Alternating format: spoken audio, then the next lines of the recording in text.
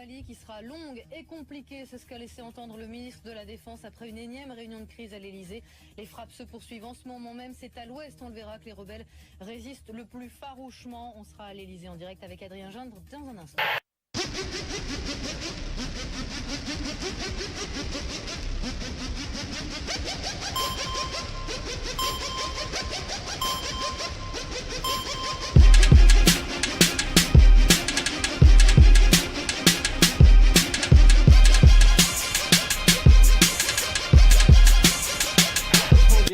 La France, son rôle, c'est de lutter contre le terrorisme. Guerre au Mali contre les islamistes, bombardements aériens, troupes engagées au sol, des soldats accueillis en sauveurs à Bamako. Dans un instant... Le dimanche à Bamako, c'est le jour de carnage. Le dimanche à Bamako, c'est le jour des mirages. Le dimanche à Bamako, c'est le jour de carnage. Le dimanche à Bamako. Le dimanche à Bamako par Amadou et Mariam.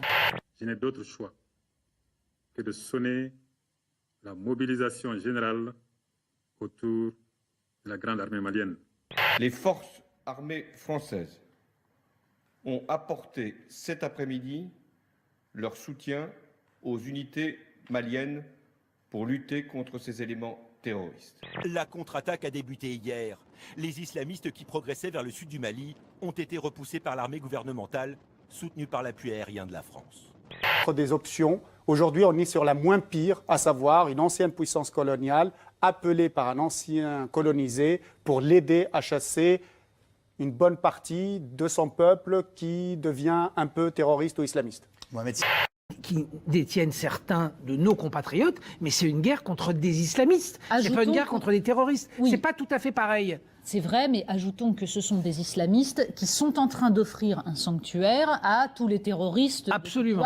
C'est-à-dire et qui prennent eux-mêmes des otages, qui est quand même bien une sûr. démarche. Et François Hollande a très vite saisi l'opportunité d'entrer en guerre au Mali, comme Nicolas Sarkozy il y a 2 ans en Libye. De nombreux experts politiques estiment que ça pourrait être un moyen pour lui de donner de l'épaisseur à sa présidence. L'ennemi le plus délicat pour les soldats français aujourd'hui, Ansardine, des Touaregs islamistes qui connaissent parfaitement le désert. Leurs armes, pillées dans le lourd arsenal du régime libyen. Les chars blindés de l'armée djihadiste sont de véritables machines de guerre. 4 pneus tout-terrain qui avalent les obstacles, carrosserie rouillée de série, phares éblouissants, sièges en cuir, fenêtres bloquées à l'arrière et repose-tongs dernière génération qui permet de protéger ses claquettes pendant un assaut. En cas de panne, ce véhicule peut être tracté par un zébu.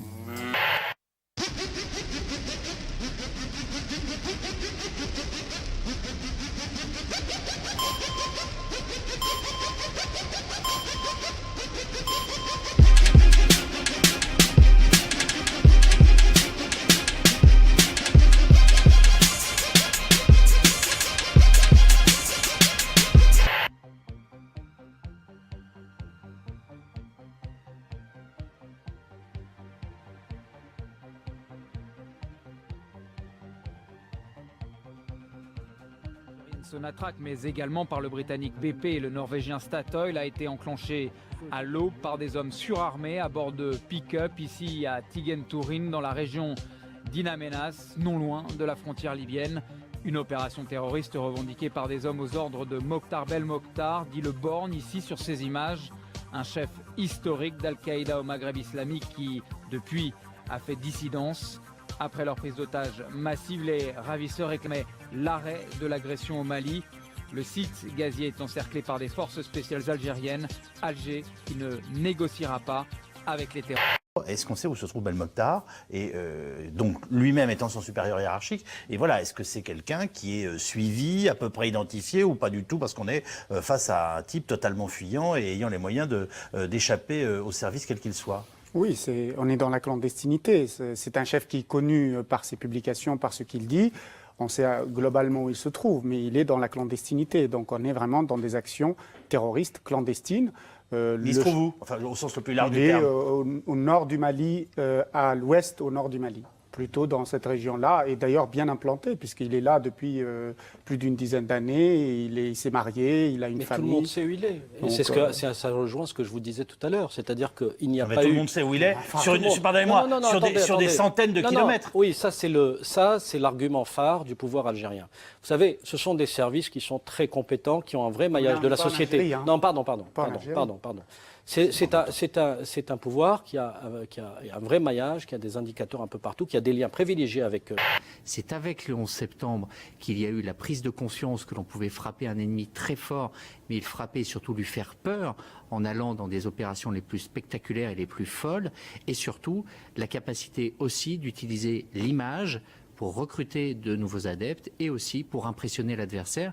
Et c'est la grande nouveauté ce soir, c'est que jusqu'à présent la guerre qui se menait au Mali était une guerre contre AQMI, mais qui se faisait de manière régulière avec des soldats, et que là on a un nouvel ennemi qui a ouvert un nouveau front et qui se bat avec des armes nouvelles qui sont celles du terrorisme et qui sont beaucoup plus difficiles à contrer. Intervention au Mali, une prise d'otages géante dans l'Est algérien, est-ce que c'est la suite logique en quelque sorte? Disons, ça veut dire premièrement que différents pays étaient menacés par soit des attentats, soit par des prises d'otages, dont l'Algérie, dont on sait pourtant que la priorité des priorités après les 10 ans de terreur était de ne pas avoir de mouvement djihadiste chez eux, puisqu'ils avaient bouté notamment AQMI hors de leurs frontières au Nord Mali. C'est pas pareil, les djihadistes se battent avec des 4x4. Merde, t'es sûr? Bah oui. Oh, alors vous êtes mort, mec. Comment ça? Mais les talibans, ils étaient à pince. Leur plus gros véhicule, c'était un âne de 100 kilos, mec. Alors imagine ce que ces putains de tarés sont capables de faire avec des 4x4. Vous croyez? Ah, ils vont vous foutre dehors, mec. Vous poursuivre jusqu'en France sous l'Arc de Triomphe et faire un putain de barbecue sur la flamme du soldat inconnu, mec. Yeah, Aftermath, Doc Dre, 5-star Surgeon General.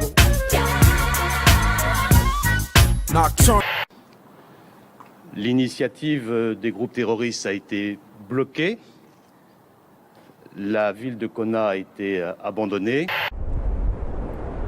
Sur cette vidéo diffusée par le site mauritanien Sahara Media, où l'on peut voir un tank de l'armée malienne aux mains des rebelles, un porte-parole d'Ansar Eddine revendique le contrôle de Konna.